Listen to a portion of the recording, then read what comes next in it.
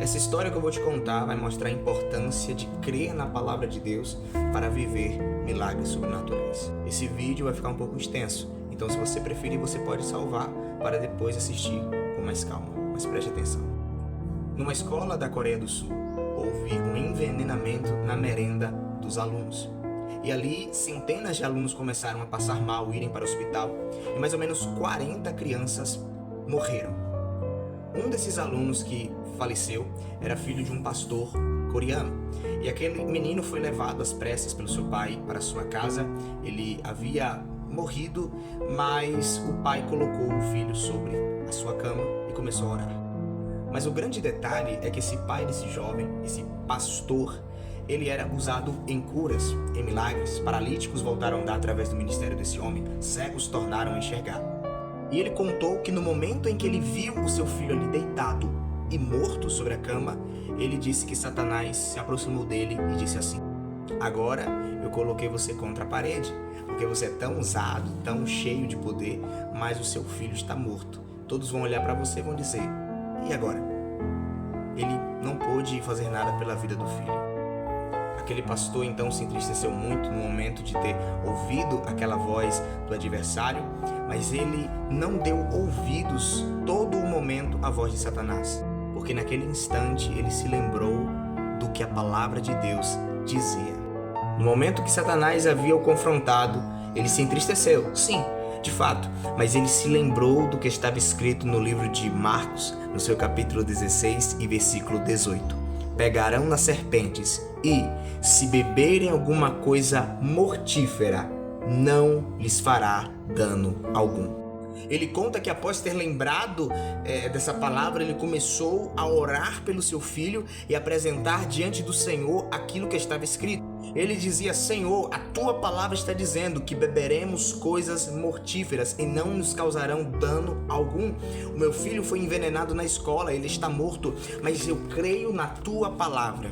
Perceba que aquilo que ele estava vendo era o seu filho morto, mas aquilo que ele cria era que seu filho sairia dali, de cima da sua cama, com vida.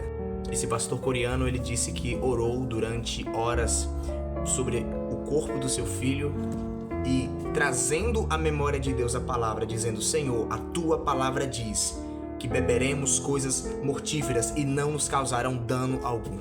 E ele orou, e ele insistiu, e ele pelejou em oração fervorosamente, insistentemente, e aquela situação não o impediu de crer no poder de Deus. Até que ele conta que depois de algumas horas de oração, o seu filho mais velho levantou, vomitou aquele veneno que estava em seu corpo ali na cama, e ele disse: papai, papai, e o filho abraçou o pai. Só que o mais impressionante de tudo isso é que o filho contou que no momento em que ele estava morto, ele contemplou o seu espírito saindo do corpo. E no momento que o seu espírito saía do corpo, ele contemplou o Senhor Jesus vindo buscar o seu espírito.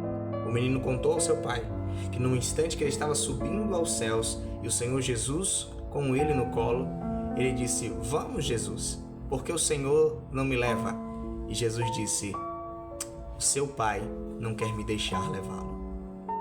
Esse testemunho é do pastor David Young Cho, o fundador da maior igreja da Coreia do Sul, a Igreja do Evangelho de Yodo, uma igreja com uma capacidade para 270 mil pessoas, um homem que foi extremamente usado por Deus sobre toda essa face da terra.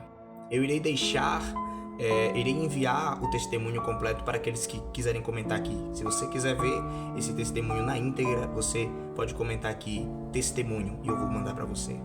Mas eu quero deixar uma lição para a sua vida. Diante daquele homem, ele contemplou a morte, mas a palavra que ele creu lhe declarava algo de vida. O justo, ele viverá pela fé.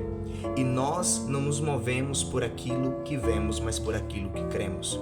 Se o seu cenário está em um cenário de derrota, creia na palavra de Deus, porque a palavra de Deus pode mudar qualquer cenário.